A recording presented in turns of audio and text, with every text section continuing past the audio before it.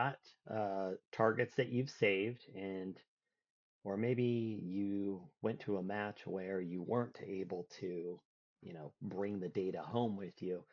What do you do with it? How do you get to it? And how can you recreate it? So this is just the shot marker turned on, just the access point with no targets. And you can see here that there is an option here that says export CSV. So this will export a CSV file for a specified amount of time. And what we're going to do is we're going to click on that, and then we can choose the last day, the last week, month, year, or all time. Now, I honestly don't, oh no, I will have shots on here from yesterday. Now, it's going to warn you that it can make a large file. I will tell you, unless you are doing like weeks and weeks of heavy firing, it's not that bad. So you're going to see here, it wants to save my file. Okay, and then just to make this easy, we're going to rename this just so we'll just call it Shot Marker YouTube. Okay, just so that we can see it here, and we're going to save it to my desktop, and we're going to go ahead and save. All right. And uh, that's going to send it to my desktop, or, if you have it, you can actually do it on your phone, you can do it on your iPad, it doesn't matter. But now I have a record of that data, even if I disconnect my shot marker. So if you go to a match and you want to bring your data home, that's all you have to do is hit that export CSV. You would just choose that day because that's what makes it easier. So again, you'd go here, you would click on export CSV, and you just click on the day. That'll give you, now that's going to give you everybody's data, not just yours. Okay. So what does that look like? Well, let me pull it up real quick for you. So give me just a second. Opening up the files. Now this opened up inside of Numbers, but same thing if you open it up inside Excel or however else you want to do it. This is going to let you scroll through and see everything. Now this is the only data that I had for the range the last week of shooting on my shot marker here, but that's okay because it's just a little bit of data. But what's going to be nice is you're going to see there's two different groups. There's one called unnamed, and then there's my tuner test, and those are the actual names. It tells you what target you were shooting on. This one's actually called F-Class John, what distance, and then a score, but that doesn't matter from what I was testing. And then you can see there are a lot of different measurements here, your X's and Y's. And so something that you can do is if you were shooting some kind of ladder test and this is all you had, you could use the X and Y data to formulate what your verticals were simply by doing, basic subtraction between the highest and lowest points. And that would give you a group size that you could work off of. So let's just say, for instance, that groups 1, 2, and 3 were together.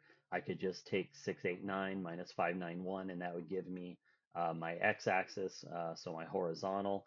And then I could take 2.57 minus 1.74, and then that would give me my vertical in inches or MOA or mil or whatever I wanted to do. It's a little more rudimentary, but I mean, data is data, and at least you have it to work with. Now, I'm going to pull up another website here, and I'm going to show you something that's pretty cool. It is a little limited, but nevertheless, it's pretty cool. So give me 1 second, and I will be right back. Okay, so you've downloaded a CSV file, you've come home, and you want to recreate what your target looks like because you forgot to do a screenshot. Now, a buddy of mine who's just like crazy smart and works with computers for a living made a really cool program, and you go here. So, analytics-targets.appspot.com. Okay, and here's what it will bring up for you. So there you go. When you punch in that website, this is what will pop up. And it's really simple. You go to File. I'm going to go to Shotmarker YouTube, which was my saved CSV file, right? And then you can choose your target face. Now, he currently just has 600-yard F-class, which would be an MR1 FC or MR1F, as he put it here, and then a standard MR1, which would be sling. Hopefully, at some point, he can expand this to 1,000-yard targets or 300-yard target or something like that. But even using either of these targets, you still get to see the group accurately. So I'm going to choose F class.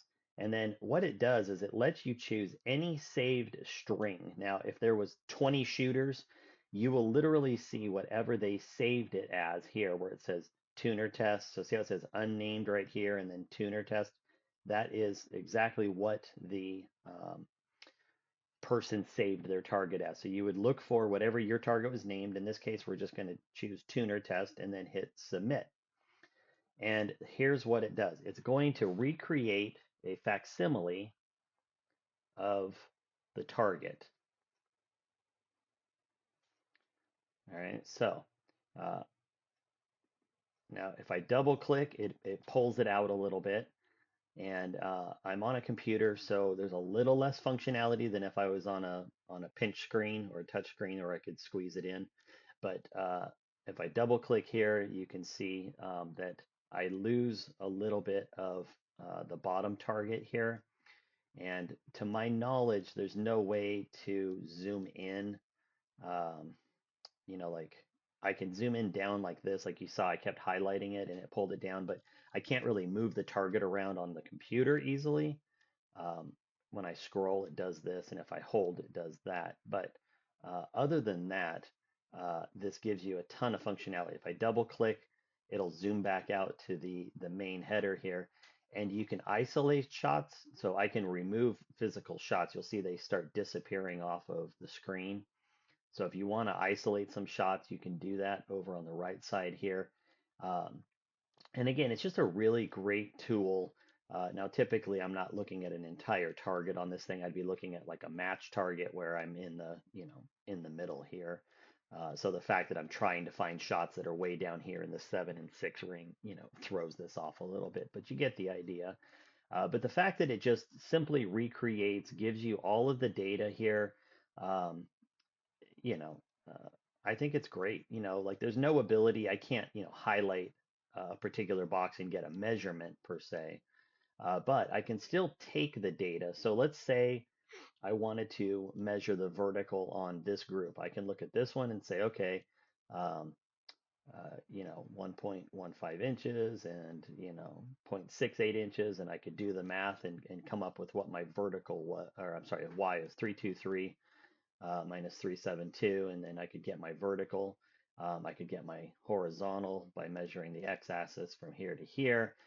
Again, simple math, same thing I could do with the back end data. This is just a little more visual, so that if you want to take a look and figure out like, oh, okay, this looks like it had the best vertical, but it's a little wider. This is the best compromise, whatever. This will let you do it. So just a different way to look at it.